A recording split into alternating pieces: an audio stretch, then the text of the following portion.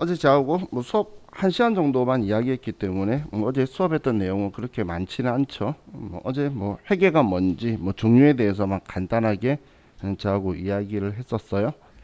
이 회계라는 건 우리가 우리 기업과의 이해관계자에게 유용한 정보를 제공하는 게 회계죠. 그럼 우리는 그 정보를 생산하기 위해서 뭔가를 기록을 해야 되고, 그 기록하는 방법 중에 하나가 우리 부기라고 보시면 돼요. 그럼 이 회계는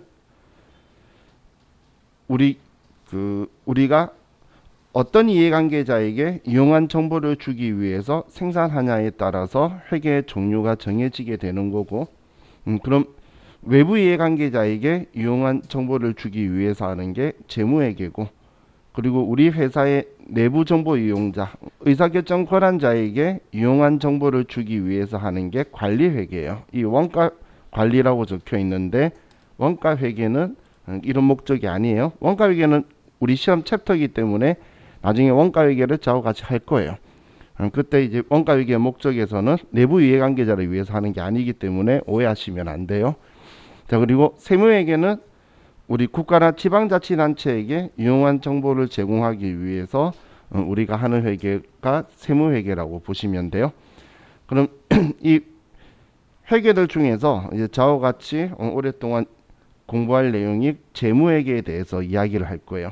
외부 이해관계자에게 유용한 정보를 주기 위해서 하는 게 재무회계인 거고, 그리고 관리회계는 우리 시험 챕터는 아니에요.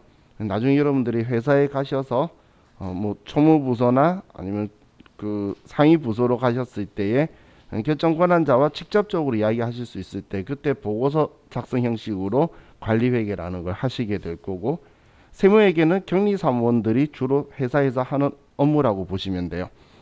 그럼 지금 우리 이 두 개는 우리 시험 챕터라고 보기에는 좀 이질감이 있는 거고, 우리는 재무회계를 가지고 하는데 이게 기본 베이스예요.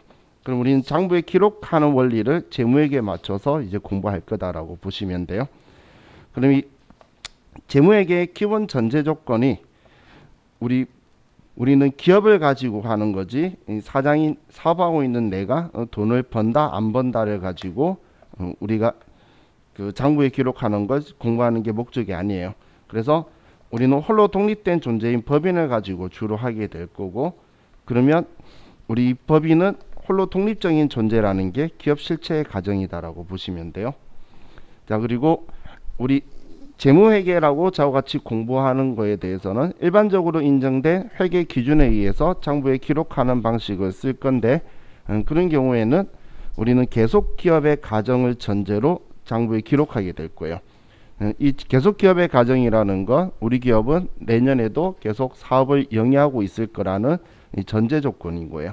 올해까지만 사업을 하고 그만둘 거다라고 하면 그걸 우린 청산 기업이다라고 하고, 그런 경우에는 지금 우리가 공부한 기준을 가지고 장부에 기록하면 안 되기 때문에 우리는 지금 전제 조건은 우리 앞으로도 계속 사업을 영위할 거라는 전제 조건에서 우리는 장부에 기록을 할 거고, 기간별 보고의 과정, 우리는 인위적인 회계 기간이라는 걸 가지게 되고, 그 기간 중에 우리가 최소 한 번 이상은 외부 이해관계자에게 우리가 보고를 해야 된다는 거예요. 그렇기 때문에 일반적으로는 그 기간의 마지막 날에 한 번 작성을 하기 때문에 우리는 그 회계 기간의 마지막 날을 보고기간 종료일이라는 표현도 쓴다라고 제가 어제 이야기를 했었죠. 그럼 이 기간별에서 회계 기간이라는 게 있는데, 회계 기간 또는 회계 연도라는 건 1년을 초과하지 않는 범위에서 기업이 임의적으로 설정을 할 수가 있고, 법인을 설립하면서 정관에 써서 우리 회사는 예를 들어 뭐 6개월짜리 법인이다, 3개월짜리 법인이다 이렇게 만들 수가 있어요. 하지만 특별한 정함이 없다면 그냥 1월 1일부터 12월 31일까지 하는 게 일반적인 원칙이라고 보시면 돼요. 그럼 우리가 자주 쓰는 표현에서 전기 단기라는 표현을 쓰게 될 건데, 우리는 법인의 나이는 기수로 따지는 거고, 한국 그 사람들 나이처럼 설립하자마자 바로 일기인 거예요. 예를 들어서 회계 기간을 정하지 않았는데 11월 달에 회사를 처음 설립을 했어요. 그럼 첫 번째 회계 기간은 11월, 12월 여기 두 달이 일기가 되는 거고, 그 다음 연도 1월 1일부터 12월 31일까지가 2기가 되는 방식으로 해서 계속 넘어갈 거예요. 그럼 한국 사람 나이하고 똑같죠. 11월에 태어났으면 그때가 1살이고 그 다음 연도 되면 2살이라고 표현하잖아요. 그런 방식으로 기간을 정해 갈 거다라고 보시면 돼요. 그럼 올해 사업하고 있는 올해를 단기라고 표현하는 거고, 전년도를 정기라고 표현할 거고, 그 다음 연도를 차기라고 표현할 거라는 거예요. 그럼 우리는 기수를 가지고 따지기 때문에 이번 회계 기간에 시작하는 점을 기초라는 표현을 쓸 거고, 올해 회계 기간의 마지막 날을 기말이라는 표현을 쓸 거예요. 그럼 기초와 기말이라는 이 표현은 이번 회계 기간에 대한 걸 이야기하는 건데, 단기의 기초냐 아니면 전기의 기초냐, 이런 앞에 수식어에 따라서 언제라는 표현적 의미가 달라지게 되겠죠. 그럼 전기의 기말하고 단기의 기초는 차이가 있을 수가 없어요. 그래서 전기의 기말과 단기의 기초는 서로 동일하다는 것과, 또 단기의 기말과 차기의 기초도 서로 동일하다는 것도 우리가 같이 생각을 하실 수 있어야 되고, 그럼 전기의 기말이 올해 기초로 넘어오는 걸 우리는 전기 2월이라는 표현을 쓸 거예요.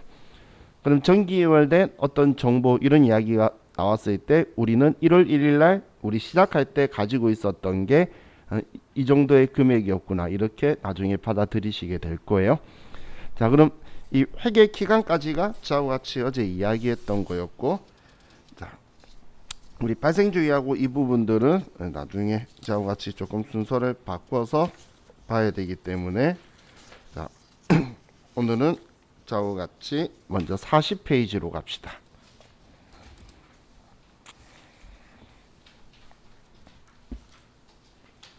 (40페이지) 자, 이제 저와 같이 공부를 할 건 재무회계에 대해서 공부를 할 건데, 이 재무회계는 우리 기업의 외부 이해관계자에게 유용한 정보를 제공하는 목적으로 하는 회계가 우리는 재무회계라 그랬어요. 그럼 이 외부 이해관계자에게 유용한 정보를 제공하는 수단, 외부 이해관계자에게 유용한 정보를 제공하는 수단이 재무제표라는 게 있어요. 자, 그럼 이 재무제표라는 건 이제 5가지로 분류를 하고 있는데, 첫 번째가 재무상태표, 손익계산서, 자본 현금 흐름표, 자본 변동표, 주석, 이렇게 5가지의 재무제표를 가지고 외부 이해관계자에게 유용한 정보를 제공해 줄 거예요.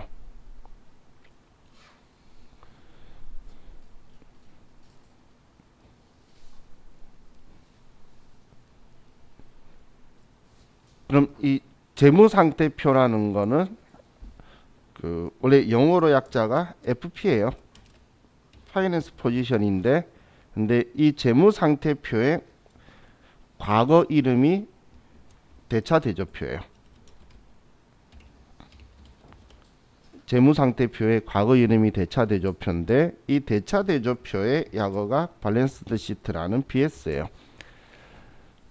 근데 우리 회계에서는 재무상태표라는 표현을 주로 쓰는데, 그런데 법인세법에서는 대차대조표라는 표현을 아직까지 쓰고 있고, 법인세 신고할 때마다 표준 대차대조표를 제출을 해야 되기 때문에 우리 일상생활에서는, 우리 실무에서는 재무상태표와 대차대조표라는 표현을 좀 혼용해서 쓰고 있다고 보시면 돼요.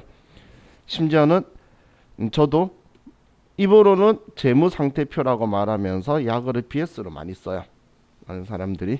근데 그건 저만이 아니고 여러분들이 회사 가시면 거의 다 BS라고 쓰는데 재무상태표라고 말하고 있을 거예요. 근데 막상 세무사 사무실이나 거기서 받아보면 대차대조표라고 위에 적혀 있어요. 그게 법인세법에 맞춰서 쓴 재무상태표다라고 생각하시면 돼요. 자, 그리고 손익계산서는 인컴 스테이트먼트라고 IS라는 약어를 쓰는데, 현금 흐름표나 자본 변동표나 주석은 저 영어 약자가 뭔지 이제 기억도 안 나요. 오랜 시간 동안 쓴 적이 없어서. 근데 재무상태표와 손익계산서는 이 재무제표 중에 중요하지 않는 건 없는데 이 5가지 중에서 그래도 제일 중요도가 높은 주요 재무제표라고 표현을 해요. 그래서 재무상태표와 손익계산서를 우리는 주요 재무제표라고 표현을 한다고 보시면 돼요. 그래서 여러분들이 나중에 실무에 가시면 이 약어나 아니면 이 약어는 많이 보시게 될 거예요. 여러분 중에는 격리사무원 쪽으로 계속 가기 위해서 세무1급 들으면서 법인 조정 같은 거까지 이제 공부를 하시게 되면 그때는 이 두 약어를 매우 자주 써요. 그럼 자, 지금 이 5가지가 있는데 이 5가지의 이제 특징에 대해서 좀 볼 거고 이 2개가 주요 재무제표이기 때문에 이 2개의 시간을 제일 많이 할애할 거고 이건 어떤 건지만 제가 설명드릴 거예요. 이 5개는 일부러 외우려고 안 하셔도 자연스럽게 인지가 되실 거예요. 이 5개는 왜냐하면 계속 이 원리에 맞춰서 같이 움직일 거기 때문에. 자, 그럼 첫 번째가 재무상태표인데 이 재무상태표는 일정 시점에 재무상태 혹은 재산 상태를 자산, 부채, 자본으로 보여주는 재무제표가 재무상태표라고 보시면 돼요.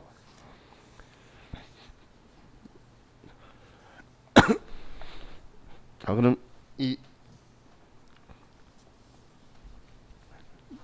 재무상태표는 지금 현재 우리 회사가 돈을 총 얼마 가지고 있는데 그 돈 중에서 빌려온 돈 부채는 얼마고 순수한 내 돈은 얼마다, 이렇게 우리가 외부 이해관계자한테 보여주는 우리 재무제표라고 보시면 돼요. 그럼 이걸 보여주기 위해서 이제 사용하는 방식이 이제 앞으로 제가 T 계정을 자주 쓰게 될 건데, 자, 이렇게 T자로 제가 여러분한테 써서 좀 보여주게 될 거예요. 그럼 자, 얘가 재무상태표면, 자, 이 재무상태표는 일정 시점이기 때문에 예를 들면 2021년 12월 31일 현재 이런 식으로 표현이 되어 있을 거예요. 일정 시점이 적혀 있는 거예요. 그럼 이 일정 시점에 대한 우리 회사의 정보를 보는데, 자, 여러분들이 본인이 먼저 자기 재산 가지고 한번 생각해 볼게요. 내가 지금 가지고 있는 재산이 1억이 있다라고 볼게요. 근데 이 1억 중에서 3천만 원이 은행에서 빌려온 거예요. 그럼 순수한 내 돈은 얼마죠? 7천만 원이라는 걸 아시겠죠? 방금 제가 이야기했던 거에서 제가 1억을 가지고 있다라고 말했죠. 그게 자산이에요. 그리고 3천만 원 은행에서 빌려왔다고 한 게 부채인 거고, 그럼 방금 순수한 내 돈이라고 말했던 7천만 원 있죠? 그게 자본이라고 보시면 돼요. 그럼 그걸 이제 외부 이해관계자한테 일련의 규칙을 가지고 보여주게 될 건데, 자, 이 규칙은 제가 옛날에 다른 분 논문에 보니까 회계 기원에 이제 재무상태표를 이 재무회계의 기원이 인간의 신뢰성에서 나왔대요. 이제 서로 못 믿어서 이제 법인 형식의 첫 시발점이 그 베니스 상인들 시절 있죠. 그때 본인이 물건을 사와 가지고 그 물건을 팔고 그 돈으로 또 사러 갔다가 또 팔러 오고 하는데 시간이 너무 많이 걸리는 거예요. 그래서 물건 팔기만 하는 사람을 정하고 물건 가지고 오는 사람을 정해서 여러 가지 물건을 같이 섞어서 분배를 하기 위해서 조합을 설정한 게 법인의 시초라고 하더라고요. 근데 그 법인의 시초인데 중요한 건 그럼 그렇게 사온 물건을 제대로 어떻게 팔았는지, 돈이 현재 어떻게 되고 있는지를 기록을 남겨야 되겠죠. 그래서 이제 재무회계라는 게 발달이 되었다는 이제 기원이에요. 근데 그때 표기하는 방식이 지금까지 쓰고 있다라고 하는데, 자, 보시면 자, 이렇게 오른쪽 왼쪽을 가운데로 반을 나눠서 이제 표현할 때 이 왼쪽을 제가 차변이라고 부를 거예요. 차변. 자, 그리고 오른쪽을 제가 대변이라고 부를 거예요. 그럼 왼쪽을 차변, 오른쪽을 대변이라고 부를 건데, 오른쪽인 대변에는 무엇을 쓰냐면, 오른쪽 대변은 자금의 유입을 쓰는 거예요.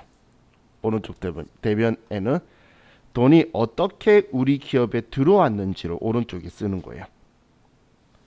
그리고 왼쪽에는 그럼 이렇게 들어온 우리 자금을 어떻게 운용하는지, 자금의 운용을 왼쪽인 차변에 기록을 하는 거예요.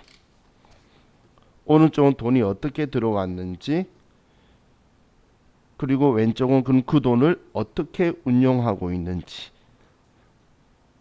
이렇게 표현을 할 건데, 자, 우리 회사에 지금 1억이 있는데 3천만 원은 은행에서 빌려온 거예요. 그럼 3천만 원이 들어온 거는 우리한테서 빌려온 거죠. 그럼 이 자금의 유입에서 상환의 의무가 존재하는 것과 상환의 의무가 존재하지 않는 게 있는데, 상환의 의무 돈 갚아야 되는 걸 우리 표현할 때에 이제 부채라고 표현을 하는 거고, 우리 회사에 돈 들어와서 내가 가지고 있는데 상환의 의무가 없는 게 자본이라고 보시면 돼요. 순수한 내 돈. 저건 물건이든 돈이든 저건 다른 사람의 돈이 아니고 내 돈이란 이야기예요. 그럼 이렇게 받아온 걸 우리 개인이면 뭐 내 통장에 넣어도 마음이 뿌듯하고 좋겠지만, 기업은 통장에 돈을 넣어두는 기업은 쓸모없는 기업이에요. 이익을 창출해서 주인들한테 분배해야지. 그럼 이 돈을 물건 팔기 위해서 물건을 사왔는지, 아니면 물건 만들기 위해서 기계를 가지고 있는지, 어떻게 돈을 쓰고 있는지를 보여주는 게 차변인 왼쪽에 자산으로 어떻게 보유하고 있는지를 보여주는 거예요. 그래서 이 자산은 내가 가지고 있는 모든 것이고, 부채는 상환의 의무가 있는 거고, 그러면 자본은 내가 가진 자산 중에서 상환의 의무가 있는 걸 뺀 걸 자본이라고 보면 되겠죠. 그죠? 그럼 이렇게 구성을 해서 외부 이해관계자한테 보여주는데, 방금 제가 예를 든 것 했을 때 내가 1억 가지고 있어요 라고 하면 1억이 자산이 되죠. 그런데 내가 은행에서 빌려온 돈이 3천만 원이에요 라고 하면 부채가 3천만 원이에요. 그럼 순수한 내 돈인 자본은 얼마가 되죠? 7천만 원이 되겠죠. 자, 이거 우리 쉽게 생각할 수 있겠죠. 그죠? 그럼 지금 이 원리대로 하면 제가 차변이라고 말한 왼쪽과 대변이라고 말한 오른쪽의 합은 항상 일치할 수밖에 없겠죠. 그죠?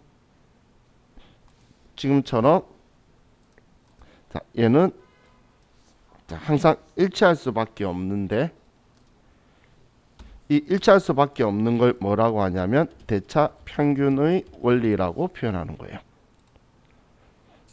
차변인 왼쪽과 오른쪽인 대변의 합은 항상 일치한 거예요.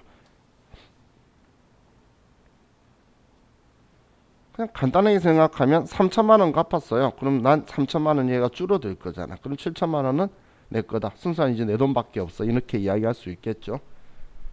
근데 물건 팔아서 돈 남기면 순수한 내 돈이 늘어나는 거예요. 그럼 이런 원리로 가는데, 자, 우리나라는 세법도 그렇고 회계도 그렇고 둘 다 77년도에 그 유럽 걸 가지고 왔어요. 전 유럽 걸 가지고 왔다고 말하는데 많은 분들이 일본 거 썼다라고 알고 있죠. 근데 일본 걸 쓴 게 아니고 유럽 걸 우리나라가 가지고 와서 쓰려고 하는데, 유럽에 있는 언어들을 동어나 그리스어나 이런 쪽 그 언어들을 우리나라가 번역하는 것보다 일본이 우리나라보다 먼저 몇십 년 전에 번역을 해서 참 고맙게도 그걸 한문으로 적어둔 거예요. 그럼 한국 사람들은 한문을 잘했죠. 그래서 중국이든 한국이든 일본이든 한자의 뜻은 똑같아요. 그렇기 때문에 그렇게 한문으로 번역해 둔 걸 가지고 우리나라가 이중 번역을 한 거예요. 그래서 일본 걸 가져왔다라고 사람들이 이제 그렇게 생각을 할 수도 있는데 일본 걸 그대로 가져온 게 아니고 이제 유럽 걸 우리나라가 가지고 오기 위해서 그렇게 했는데 일본이 우리나라와 다르게 오른쪽에서 왼쪽으로 읽죠. 우리나라는 왼쪽에서 오른쪽으로 읽는데 일본은 오른쪽에서 왼쪽으로 읽어요. 그래서 얘가 대차대조표라고 이름이 된 거예요. 그래서 표현이 대차평균의 원리다라고도 표현을 하고 지금 이 원리는 전 세계가 똑같이 쓰는 거예요. 제가 베니스 이야기하고 있었잖아. 이 왼쪽에는 자산인 에셋을 쓰고 오른쪽에는 부채와 자본.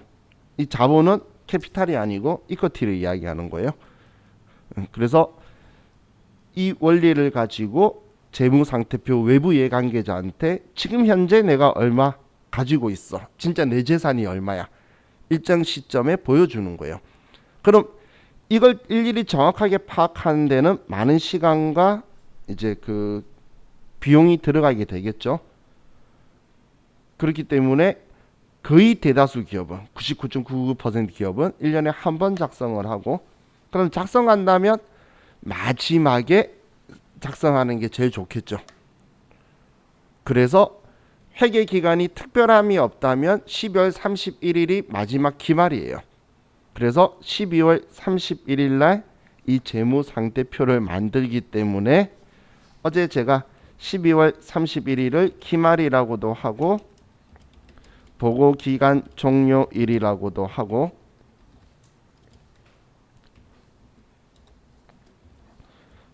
그리고 이 날짜를 재무 상태표일이라고도 표현을 해요. 이 세 개가 다 같은 12월 31일을 일반적으로 의미한다고 보시면 돼요. 다 같은 날이에요.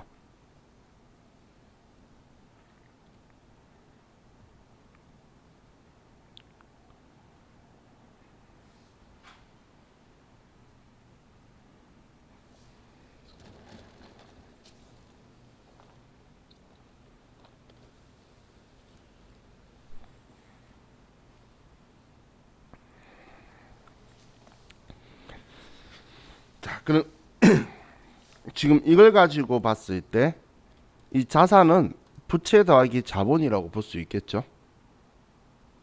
이렇게 생각할 수 있겠나요? 만약에 1억이 있는데 갚아야 될 게 1,000만 원이면 내 돈이 9천이겠지. 우리 쉽게 이렇게 생각할 수 있겠죠. 그래서 이걸 가지고 이제 등식들을 만드는데 자, 재무 상태표 등식이라고 이름을 붙였어요. 자산은 부채 더하기 자본이라고.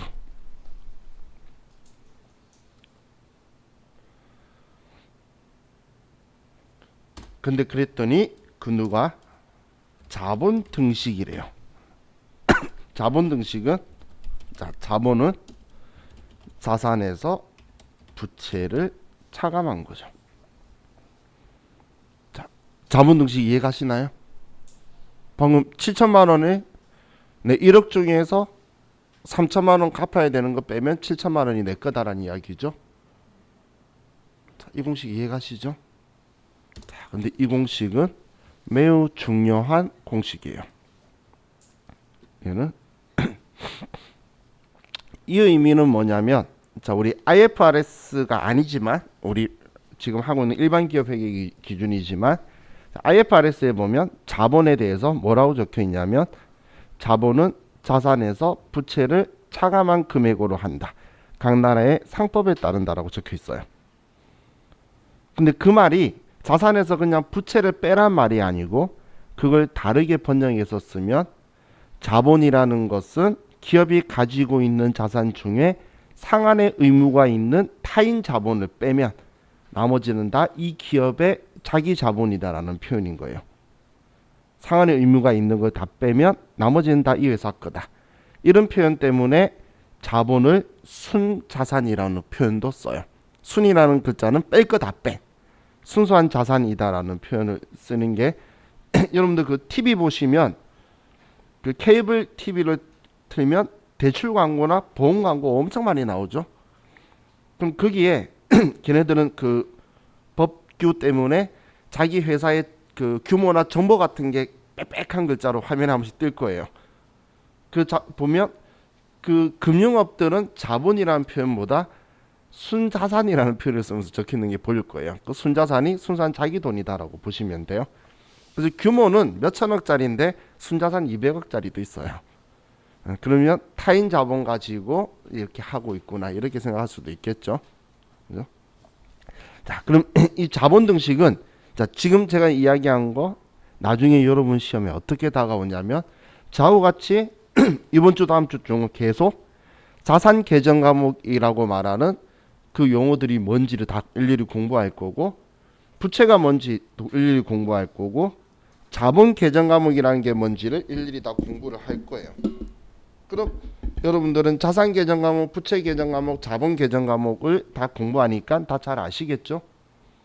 근데 이론 시험에서 다음 중 자본의 금액은 얼마인가라고 물어봤을 때 여러분은 자본 계정 과목을 찾아서 더하라는 문제가 아니라 자산 계정 과목을 찾고 부채 계정 과목 찾아서 자산에서 부채를 빼라는 문제예요.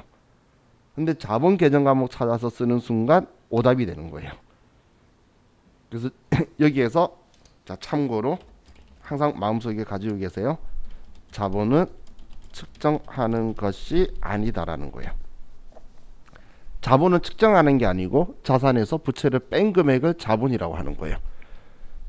자본의 금액이 얼마인지 측정하고 공정가치를 알아보고 그러는 게 아니에요. 공정가치 알아볼 거면 자산의 공정가치를 알아보고 내가 갚아야 되는 돈의 현재 가치를 알아봐서 그걸 뺀 금액을 자본이라고 보는 거예요.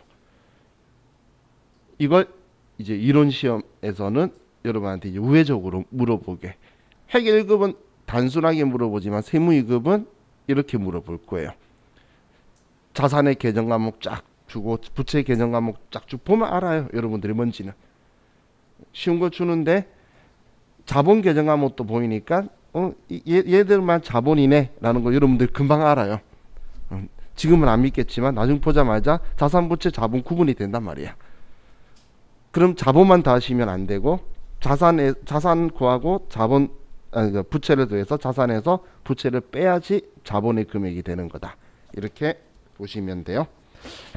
자, 그럼 이걸 이렇게만 보여준다고 해서 외부 이해관계자한테 유용한 정보를 그대로 준다고 할 수가 없겠죠. 그렇기 때문에 더 표현을 디테일하게 줄 거예요. 지금 여러분 봤을 때 자금의 유입은 이렇게 두 개를 가지고도 느낌이 좀 오는데 자금의 운용인데 자산이다라고 해서 하나만 이렇게 적었을 때는 어떻게 운영하고 있는지 외부 이해관계자한테 전달한다는 느낌이 확실히 작죠. 그래서 이걸 당연히 디테일하게 외부 이해관계자들한테 보여줄 거예요. 그럼 이걸 보여주기 위해서 자, 먼저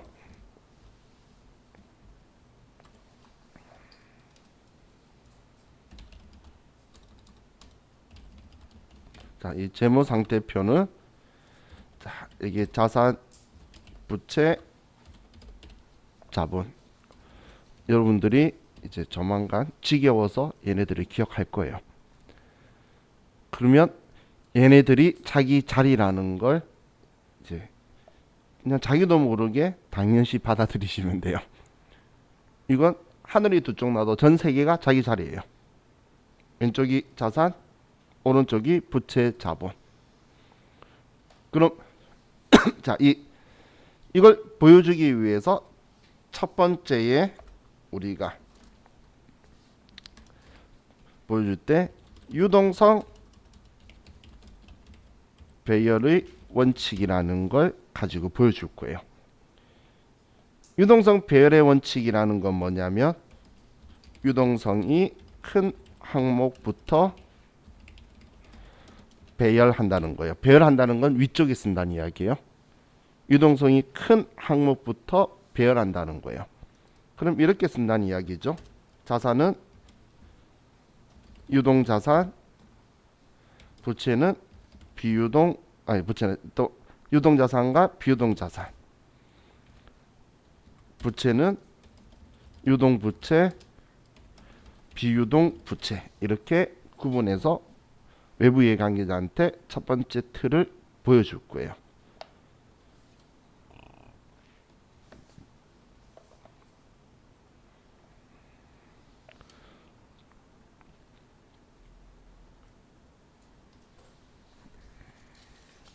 그럼 지금 이 유동 비유동이라고 말하는 비유동의 이 기준은 두 가지가 있는데, 첫 번째가 보고 기간 종료일로부터 1년이라는 기준이 있고, 또 하나가 정상 영업 주기라는 기준이 있어요. 보고기간 종료일로부터 1년 정상 영업 주기라는 이 기준이라고 말한 건 보고기간 종료일로부터 1년 이내에 일어나면 유동, 1년 이후에 일어나면 비유동. 정상 영업 주기 이내에 일어나면 유동, 정상 영업 주기 이후에 일어나면 비유동이라는 거예요. 자, 그럼 이거 가지고 별로 느낌이 별로 없으시죠? 자, 그럼 우리 기억력 생각 한번 해봅시다. 기억력 생각 테스트 본인 스스로. 자, 보고기간 종료일이 며칠이라 그랬죠? 12월 31일 기억나시나요? 그럼 아주 훌륭한 거예요. 한 번밖에 안 들었잖아요, 저한테. 근데 기억나죠? 그럼 12월 31일부터 1년이래. 그럼 지금 단기에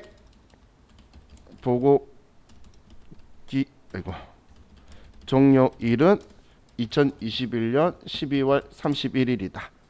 그럼 이때부터 1년이면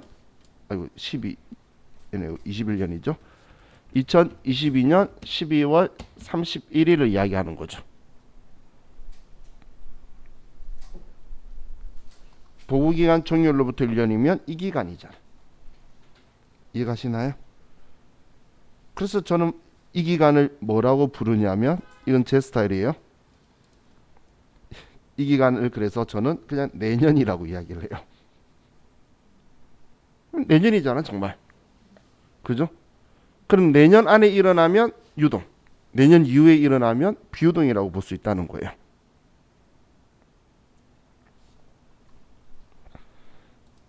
자, 지금 제가 예를 드는 건데, 자, 우리가 2021년 3월 1일 날 우리가 자금을 대여해요. 1년 6개월. 자, 그러면 얘가 유동일 거냐 비유동일 거냐라는 거예요. 1년 6개월이면 우리가 생각하는 게 만기가 언제냐라는 걸 먼저 생각하는 거예요. 그럼 얘의 만기는 2022년 며칠이죠? 8월 31일이죠? 그죠?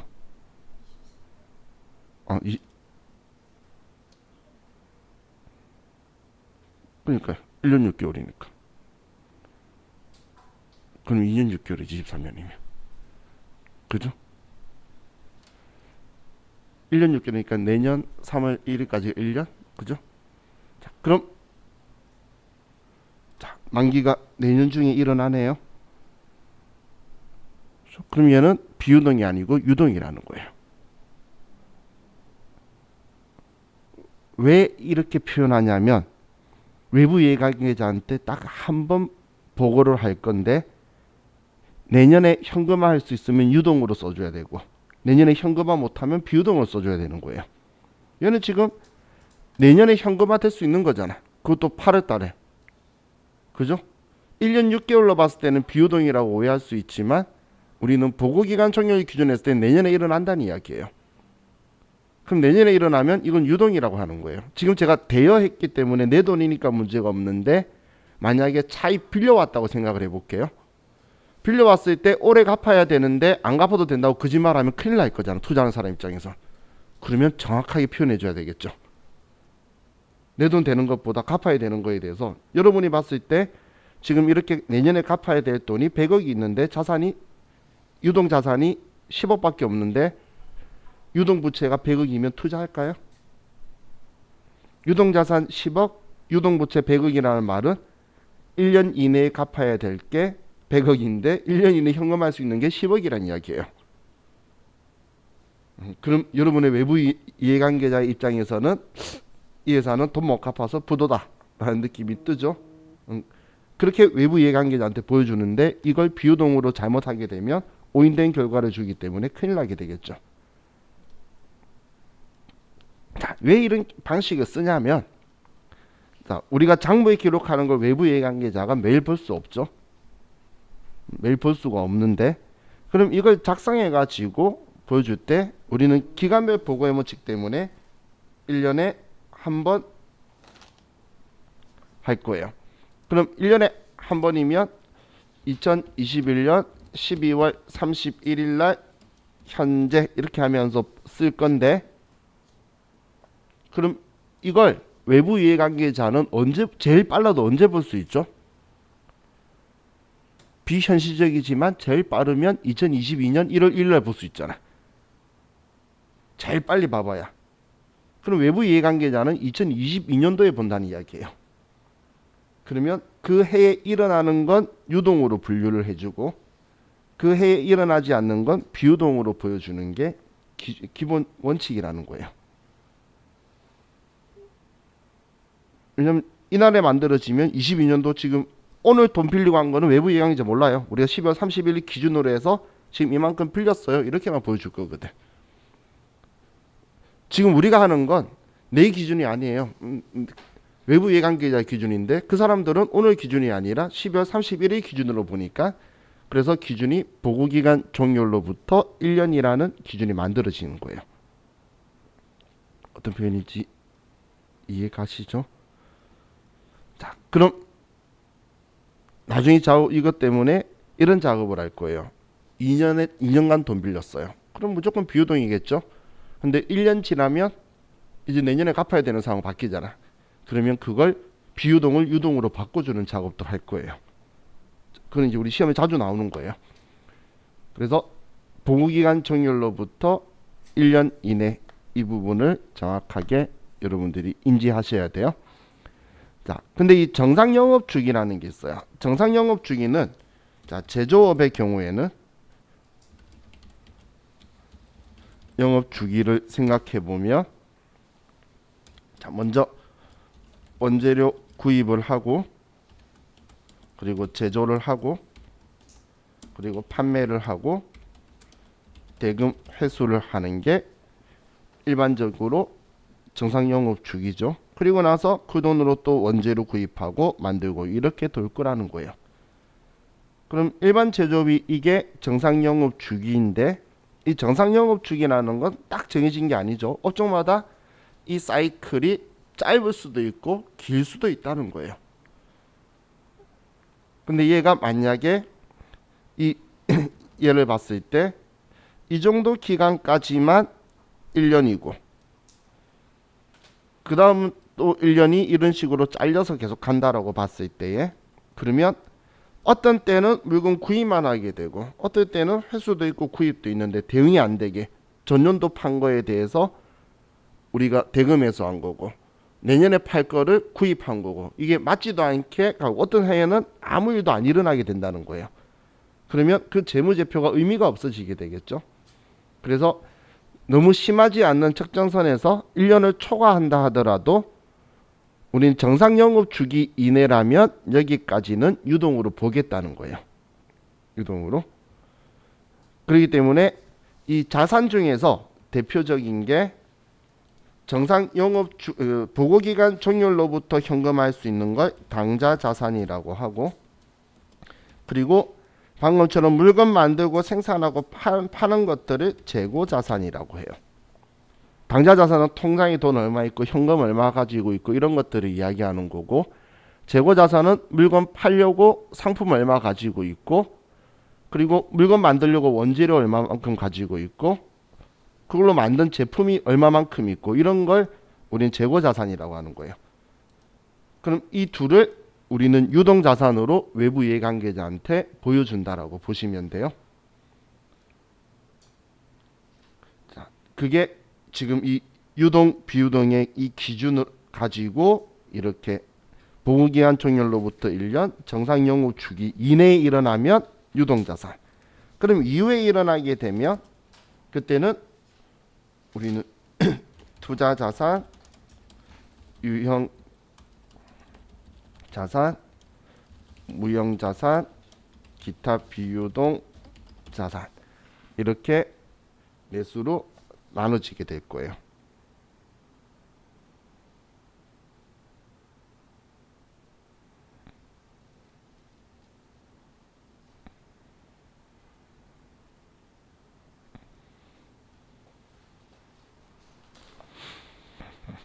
자, 그럼 여기 투자자산이라는 건 뭐냐면 우리 회사 영업활동하고 업무하고 관련 없이 가지고 있는 거예요. 제조업인데 막 부동산 가지고 있다든지 막 요트 가지고 있다든지 별장 가지고 있다든지 그런 것들이 있죠. 제조업이 그런 거 필요 없잖아. 그런 것들을 투자자산이라고 하는 거고, 유형자산, 무형자산은 우리 회사가 쓰고 있는 거예요. 영업활동에 우리 회사의 기계, 뭐 제품 배송 트럭, 뭐 본사 건물 이런 건 형체가 있고, 얘는 우리 회사의 특허권 막 이런 것들이 있죠. 이건 우리 회사가 영업활동에 쓰는 건데 이런 건 언제 현금화 된다라는 걸 알 수가 없죠. 그리고 기타 비유동 자산은 뭐냐면 내 돈은 맞는데 언제 현금화 될지 모르는 거. 우리 사무실 보증금, 내 돈이잖아. 보증금 거 나갈 때 받을 건데 언제 받을지 어떻게 알아? 그죠? 그런 것처럼 우리가 언제 어떻게 될지 모르는 것들은 기타 비유동 자산이라고 이렇게 할 거예요. 그래서 자, 지금 제가 적은 거는 위쪽이 유동성이 빠른 거예요. 통장에 돈 들어온 거, 얘가 현금화가 제일 빠른 거. 돈 찾으면 되잖아. 재고자산은 물건 팔아서 현금화하는 거. 투자자산은 유형자산 얘 중에 얘가 제일 위에 있는 거는, 자, 우리 학원에서 프로젝트나 컴퓨터는 유형자산이에요. 근데 우리 사장님이 주식하고 있어, 법인 돈으로. 그러면 그건 투자자산이겠죠. 우리 학원이 힘들면 주식부터 팔아야 돼요, 컴퓨터부터 팔아야 돼? 당연히 주식부터 팔아야 되잖아. 그렇기 때문에 투자자산이 위에 있다고 보시면 돼요. 그럼 유형 무형에서도 유형자산이 무형자산보다 파는 게 당연히 쉽겠죠. 형체가 있으니까. 이 컴퓨터 10만 원에 판다 그러면 나도 사가겠어요. 그죠? 그런 것처럼 이 유형자산이 위고, 기타 비유동자산은 언제 현금화 될지 모르니까 따로 모아둔 것이에요. 그럼 유동성 배열의 원칙이라는 건 유동성이 큰 항목부터 배열하는 게 원칙이니까 일반 기업 회계 기준은 무조건 이 순서대로 쓰셔야 돼요. 일반 기업 회계 기준은. 그런데 한국채택국제회계 기준도 유동성 배열의 원칙은 맞는데 유동자산과 비유동자산은 순서를 뒤집어서 할 수도 있어요. 그래서 주식하시는 분들 재무제표 본다고 재무상태표 열면 비유동자산이 위쪽에 있을 거예요. 그럼 실제 투자하는 사람 입장에서는 통장에 돈 얼마 들어가 있는지가 먼저 안 궁금하거든. 투자하는데 이 회사 통장 돈 많이 들어가 있으면 그래서 투자 안 하는 건데 말도 안 되는 이야기예요. 그렇기 때문에 재고자산 이거 왜 많이 안고 있어? 재고는 작게 안고 있는 게 최고예요. 회전율이 빨라야지. 그죠? 이거에 관심이 더 많기 때문에 얘가 통째로 위로 가 있는 거예요. 순서는 이대로 지키는데 비유동이 위쪽에 있고 유동이 아래에 있는 거는 IFRS는 가능해요. 근데 일반 기업 회계 기준은 그런 거 허용 안 돼요. 무조건 이 순서대로만 해야 돼요. 이 순서대로만. 자, 그런데 부채는 그냥 올해 갚아야 되냐 안 갚아도 되냐 이 둘로만 나누지, 뭐 어떻게 돈 빌려왔니 이런 거 외부 이해관계자들은 궁금 안 해요. 이자 얼마니 그런 것도 궁금 안 해요. 왜냐면 경영 성과에 다 나오기 때문에.